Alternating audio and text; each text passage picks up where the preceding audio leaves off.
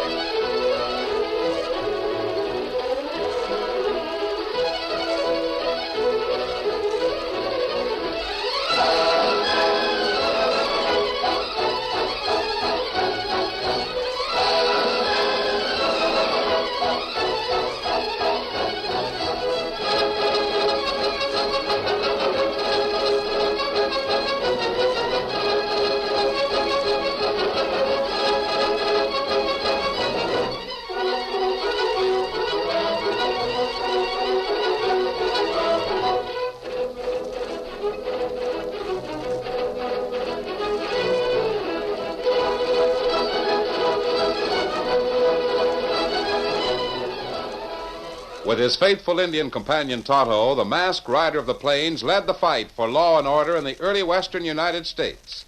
The stories of his strength and courage, his daring and resourcefulness have come down to us through the generations. And nowhere in the pages of history can one find a greater champion of justice. Return with us now to those thrilling days of yesteryear. From out of the past and the thundering hoofbeats of the great horse Silver, the Lone Ranger rides again. Come on, Silver! Let's go, big fellow! I'll Silver!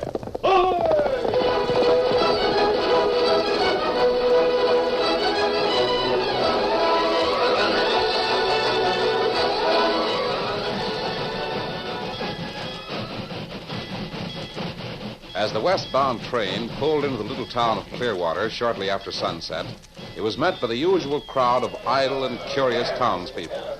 Also on the platform was a stalwart Indian, whose stoical face broke into a faint smile when he spied a boy of 14 alight from one of the coaches. Hi there, Tonto. Oh, how, Dan? Golly, but I'm glad to see you. Me glad to see you, Dan. Oh, you need face wash. Huh? Oh, yeah, my face. Gee, Tonto, but it was hot and dirty on that train. We had to cross a stretch of desert for more than 100 miles. Where's Victor and Scout? Me tie him to hitch rail. You come. Look, Tonto. Where? By the front coach. There's a man climbing out from under it. Oh, yeah. Him hobo. What? Him hobo. Him ride train, not pay fare like you. You mean he rode under that coach all the way across the desert? Ah, him need bad. Golly, I'd say so. He's covered with desert dust. Say, somebody's walking over to him. Oh, that town marshal. Hey, Bo! Just a minute there, Bo. What do you want? Just a minute there. Not so fast. Golly, Tonto. Wonder what the marshal wants with him. Oh, me not know. We soon find out. Come. Got $1? $1? Yeah, $1. I don't know what that's got to do with you, officer. The truth of the matter is I haven't got $1. Well, that being the case, young fella, I'll have to arrest you. Arrest me? Oh, what for? It ain't my doing, but there's an ordinance in this town which says that if you ain't got $1, you're a vagrant. Yeah? I'll have to lock you up tonight so you won't get into no devilment. Then tomorrow, there's 2 freights come through here. One's eastbound, other's westbound. You can take your choice. Savvy? Yeah, I savvy. You got any weapons? No, sir. I'll make sure. He's going through his pockets. Well, nothing in them 2 pockets. Now for the inside coat pocket. Ah, what's this? That's a Pinafore. Yeah, it looks like a fancy apron to me, strings and all. What do you do with it, son? Give it back to me. It's got nothing to do with my being a vagrant. Give it here. Hey, Mr. Shirley. Hey, look, somebody's shot the hobo. He must have been shooting at the marshal. It's a hobo. Somebody shot him. He's down. Better get out of town, Dan. You'll not get hurt.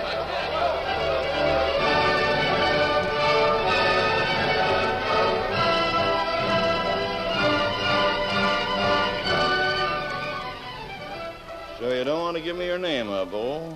Nope. One name's as good as another. Well, I'll just put you down on the register as John Doe. That's the name we use when folks don't want to give their right moniker. Don't make no difference to me. There you are. Now come with me.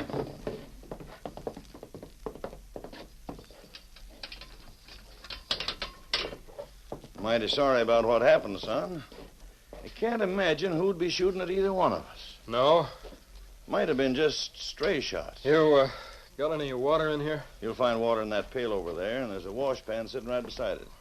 You can get washed up, and I'll tell my daughter to bring you a bandage for that scalp burn when she brings your supper. Thanks. It's not bad. I'm glad it's no worse. Yep, mighty close shave, all right. You're just lucky, I reckon. You'll find that Tom Wynn serves up mighty good grub when you get your supper. Even to hobos. Tom Wynn? Is that your name? Yep, Tom Wynn, Marshal of Clearwater. That's me. Oh.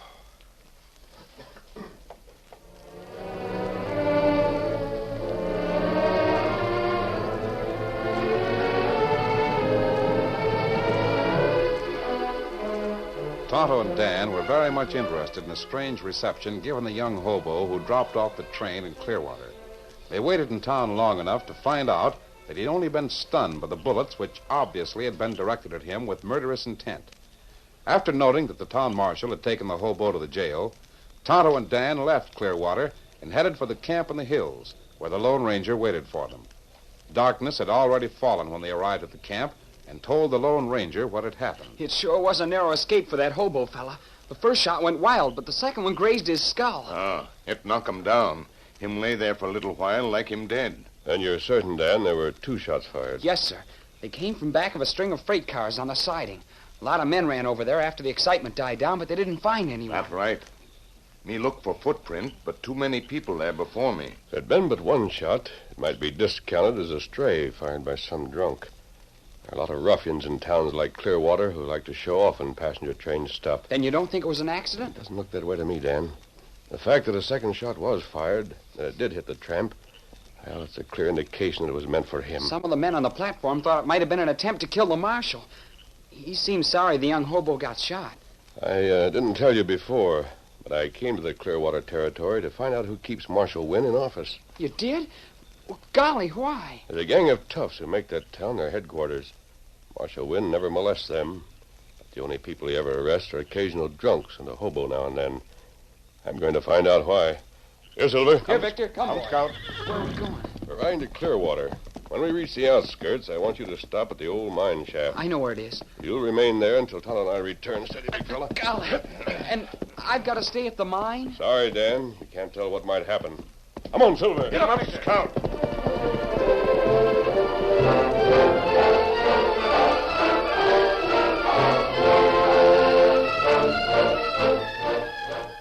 Vance Tadwell had come to the town of Clearwater soon after the first gold strike had been made.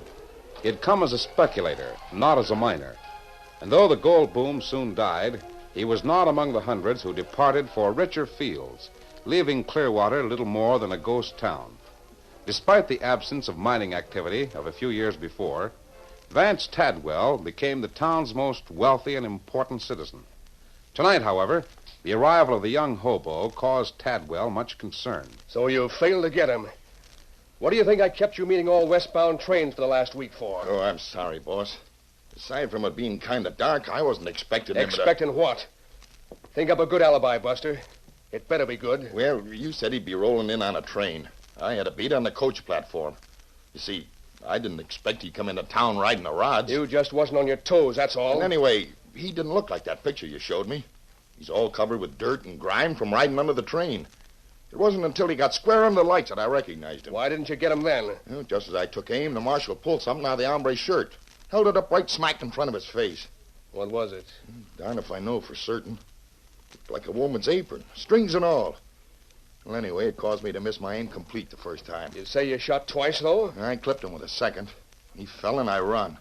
But When I got uptown, here come the marshal with the hombre walking down the street beside him. So he didn't have no excuse for missing that second shot. A fine gunslinger you turned out to be. Well, boss, I'm thinking this gun of mine just ain't no good. I ain't in the habit of missing. Well, we ain't got any time to lose. I'll send a message to the marshal. Tell him I gotta see him on some business. That'll get him out of the way. What do you mean, get him out of the way? You're gonna try to get that Bob Strong again. Only this time you aren't gonna have no excuse for missing. You mean I'm supposed to go over to the jailhouse? That's right. Just as soon as I can get the marshal out of the way. Give me that gun of yours. Wait a minute. Give it to me. Now, here. Take mine. Gosh. Pearl handle job. That's right. I know it shoots straight. Golly, it's pretty. When you've done the job, bring back that gun right away. You may have to get out of town for a while. Uh-huh. And don't bring it back with any alibis, savvy? I won't miss this time, boss. You can depend on it.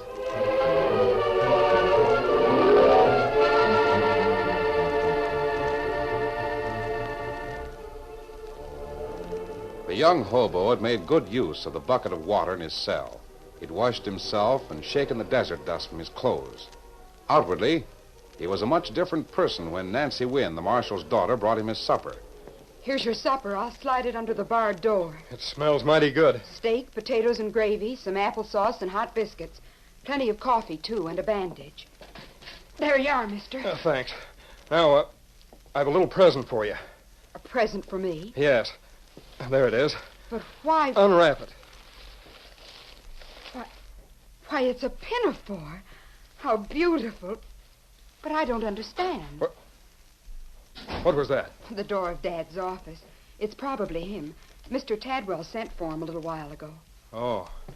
But you shouldn't give me this pinafore. I promised it to you. A long, long time ago. You promised? Why? You were 9 years old. I was 10. I had a pinto pony at the time. That pinto pony. He pulled my pinafore off the wash line and ate it. I remember. I promised to get you another pinafore. You're Bob Strong. Nancy, I've kept that promise, even if it took 12 years to do it. Bob, what's happened to you? You've come back as a... A hobo. Does that make any difference? Oh, of course not, Bob. But I don't understand. Do you remember, Nancy, that while you were crying, because my pinto ate up your pinafore, that there was an explosion in the mine? Yes, I remember. And your dad was killed. Vance Tadwell was my father's partner in the mine. I was left an orphan. Vance Tadwell sent me back east to Pennsylvania. For 12 years, Nancy, I worked from a boarding room on a farm owned by one of Vance Tadwell's relatives. I knew Mr. Tadwell took care of you, Bob. He always said he felt you were his responsibility, your father being his partner in the mine. You know, Bob, the mine never opened again after your dad was killed in the blast. Yeah, I know. Tadwell claimed it wasn't pay dirt. Yes, I guess that was the reason. Well, I was just a kid when Tadwell sent me back east. I didn't know anything about Dad's dealings with him. Was there something wrong? Nancy, there was only one thing of Dad's that I had. It was a picture of himself in an old-fashioned frame. A month ago, I bought a new frame. And when I took the picture from the old one, I found the map of the mine. A map of the mine? Yes, a map. And a quitclaim to the mine. Nancy, Dad bought out Vance Tadwell's interest in the mine the very day he was killed. You mean... Dad, Tadwell doesn't own the mine, not an inch of it. When I learned that, I left the farm immediately. The farmer must have sent word to Tadwell that I'd disappeared. I wanted to find out the truth for myself. That's why I came here as a hobo. Then that's why somebody tried to kill you. What? Who's that? A masked man. One of Vance Tadwell's gunmen.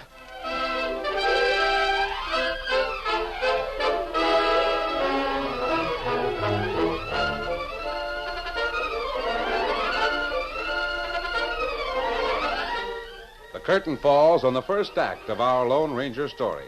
Before the next exciting scenes, please permit us to pause for just a few moments.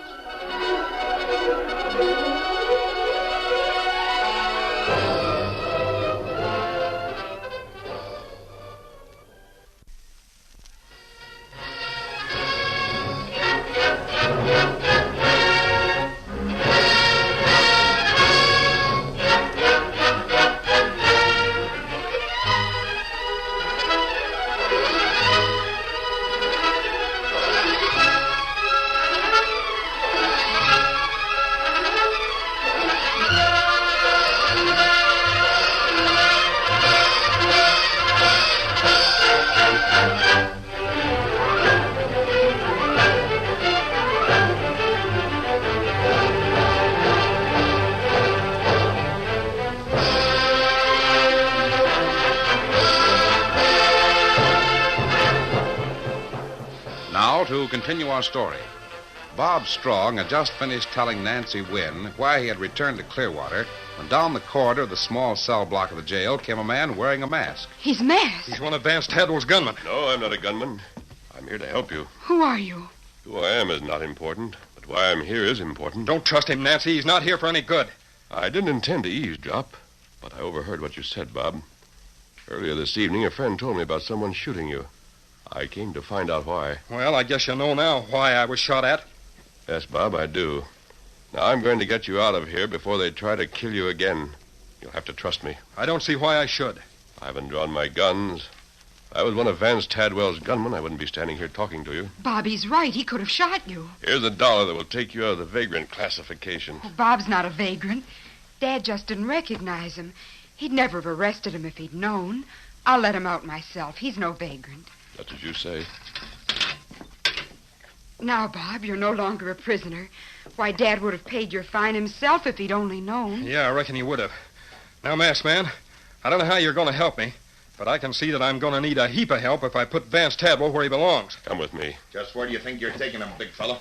Get him up and get him up pronto. He's got a gun. I knew it was a trick to get me out of that cell. Masked Man, you're a dirty double-crosser. Now, this is funny. Masked Man, just what interest have you got in this fella Bob Strong? Tadwell would surely like to know. I can imagine he would. Killer. So you ain't talking, huh? Well, I come over here to do 1 killing for the boss. Looks like I'm going to have to do 3 killings instead. You killer! I'm getting out of here. Bob, Nancy, he's gone. Come with me. Are either of you hurt? I'm all right. So am I. Masked Man, I don't know whose side you're on, but that's the fastest shooting I've ever seen. Bob, I'm on your side. That's why I came here tonight. And I'm strictly on your side, too, Nancy, after the way you threw those jail keys and knocked out the light. I was afraid he'd killed Bob. I just lost my head and threw them. Where did that gunslinger go? I think we'll soon find out. Here comes Tonto, my Indian friend with the horses. You're going to leave Bob and me here? No, Nancy. If you trust me, I'm asking that you go along. We trust you.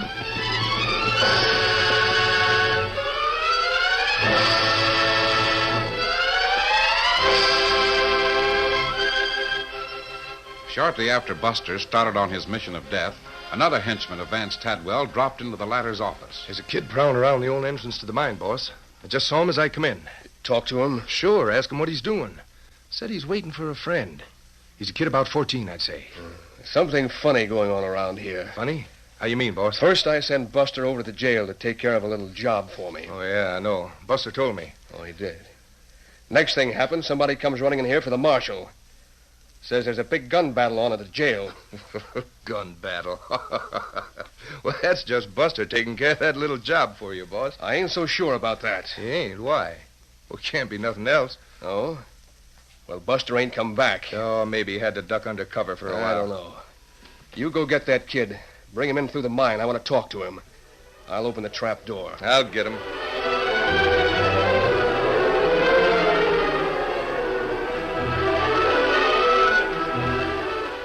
After the gunfight in the jail, the Lone Ranger and Tonto, with Bob and Nancy riding behind them on Silver and Scout, made a wide circle of the town before venturing to the entrance of the old mine where Dan Reed had been left. And you mean that Miss Nancy threw the heavy jail keys and knocked out the light when the gunman had you covered? Golly, Miss Nancy, that took nerve. Dan, I just didn't stop to think. I threw them impulsively. They gave me my one chance to go for my guns. And up to that minute, I thought the Masked Man was working in cahoots with Tadwell's gunman. Dan, you're fortunate to have a friend who can shoot like he can. You don't know the half of it, Bob.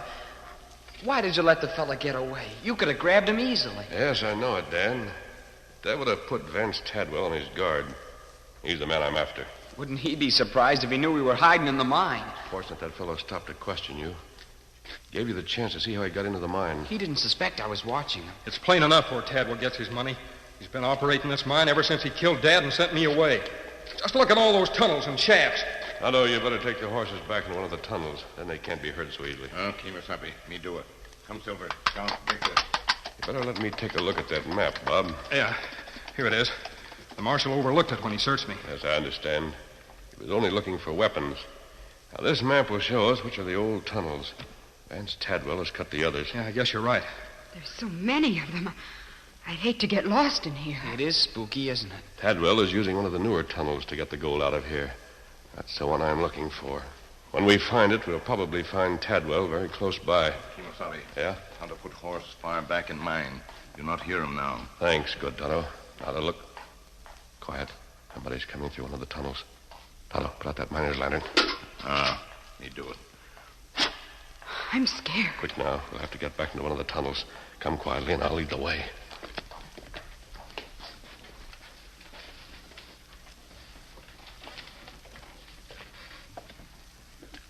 I'd have swore I heard somebody in here.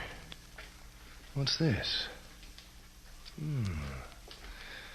Well, I'll take it along.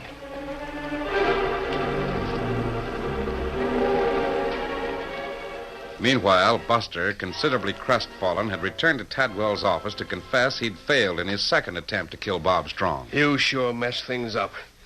I should cut your throat. Oh, now take it easy, boss. I know I'd run into some masked hombre. And I'll swear he was shooting with 7 guns at one time. That's the biggest yarn you ever told. If that girl of Marshal Wynn's hadn't thrown them jail keys and knocked out the light, I'd have got the masked hombre. The rest would have been easy. The boy and girl wasn't armed. Ooh. Hey, wrap up this hand for me. That slug sure ripped into it. Wait. Here comes somebody. Oh. Hello, Marshal. Didn't expect you'd be back. Yeah. Came back to tell you about it. The shooting over at my place. Yeah. I wondered what happened. Who's this fella? Oh, a friend of mine. He's all right. Hurt your hand, mister? Huh? Oh, yeah. Yeah, that dad-blamed Mustang of mine bit me. Yeah, bit me hard. Yeah, he's an outlaw. Mean as all get out. You don't say. Tadwell, remember I was telling you about that hobo I arrested early this evening and how somebody shot at him? Yeah, Marshal. I remember. Well, sir, somebody busted into the jail and let him out. But you don't mean it. Escaped, huh? But what was all the shooting about? Can't figure it out. Figured maybe Nancy'd know what happened, but she ain't home. Must be at some of the neighbors or somewhere. I heard somebody shot him at the depot, too. I'll bet the same hombre tried to get him again, Marshal. That's the main reason I come back here to see you, Tadwell. You see, I found this gun laying in the corridor of the cell block. Recognized it as yours. Mine? Of course, you couldn't have done the shooting. You and me was sitting here talking when it happened. Somebody stole that gun out of my desk here about a week ago. Yeah, the boss told me about it right at the time. You better wrap up that hand, young fella. You might get lockjaw. Yeah, I reckon I better. Yeah, I'll use my bandana. That's what's left of your pearly pistol, Tadwell. Ain't no condition now. Cylinder shot clean out. Another funny thing about this business I want to tell you about, Tadwell. Yeah? What? I must be getting old. My eyesight ain't what it used to be. What are you getting at, Marshal? You know that hobo I was telling you about? Yeah, sure. He wasn't a hobo at all. No? No, he wasn't. I knowed from the start there was something familiar about the lad. Kept thinking and thinking all evening. Then when I was over there looking about the damage done by the shooting, well, sir, it come to me just like that. You know him too, Tadwell. I bet you couldn't guess in 1,000 years. That'll take care of you, Marshal. Buster, I gotta hand it to you. I knowed he was onto something the minute he walked in there grinning like a mule eating briars. Yeah, what'll we do with him? We'll toss him down into the mine for the time being. You lift the trapdoor. Somebody might come in.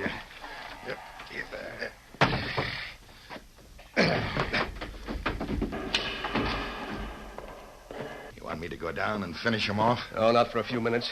He's out for that long. And he's coming back up that way any time now. Got a kid he's seen hanging around the old opening of the mine. We'll probably have to take care of the marshal and the kid at the same time. Here comes Andy now. Who's that you got down there, Tadwell? You'll find out. Come on up and shut the trap. Where's the kid? Went clean back through the mine like you said. When I got there, he'd gone.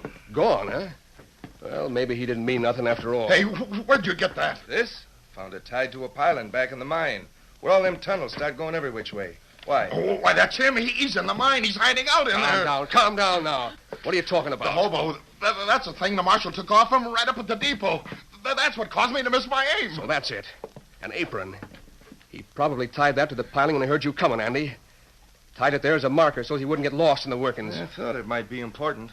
Never saw no aprons there before. Come on, let's go get him. Yeah, here's a couple of guns. I'll take this one. You take the other, Buster. Got yours, Andy? Yep. I'll open the trap. You hombres follow. Got your mine lamp, Andy? Yep, and lit. Come on.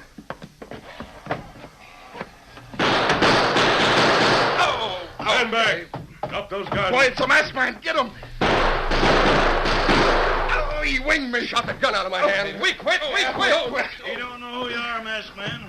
That's the fastest shooting ever done in Clearwater. I've been here since it started. Put the cuffs on them, Marshal. They're your prisoners. Masked man, I've known for some time that something mighty strange was going on here in town. Too many gunslicks hanging around. Instead of running them out, I was just biding my time till I could get the goods on the man behind them. It wasn't until tonight that the evidence began to point toward Tadwell. Bob Strong got all the evidence you need to put him away. Tonto, you can bring the others up now. Yep, it's safe enough now. Plenty safe. Well, how did this get here? It's the Pinafore. You were wearing it in the mine. You must have dropped it, and that fellow over there picked it up. I didn't drop it. I tied it to one of the pilings when we had to put out the light. What for? Well, I put it up as a marker. It showed the tunnel we came in, and I was afraid we might not be able to find our way out. Well, what's so funny about that? She thinks that he couldn't find the way out of a mine. Why, the Lone Ranger can find his way out of any. You mean it? The Lone Ranger?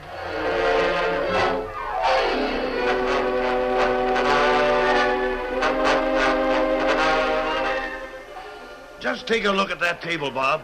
Spread with the best victuals in town. Say, it's the best breakfast I've seen in many a day, and I'm plenty hungry. So am I. It's always said Marshal Tom Wynn serves the best grub there is, whether it be for guest or prisoner. Oh, Father. Well, that's all right, Nancy. I was a prisoner last night. Though I can't say how good the supper was. I didn't get a chance to eat it. Well, that's right, you didn't. You missed a supper, but you gained a gold mine. And Nancy, you know, I've been thinking about that mine. I've got to get a good name for it. That's right. It never did have a name. Mind if I suggest one? Why, of course not. Let's have it. Why not call it the Pinafore?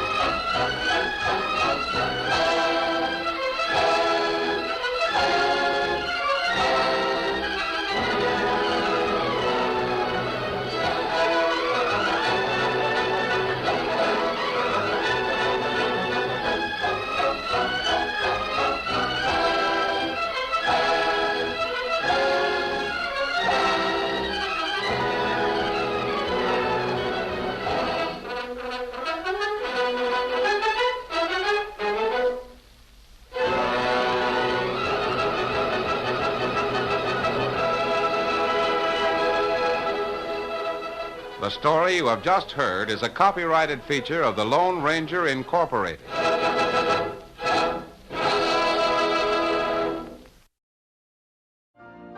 You've been listening to the OTR Gold Network.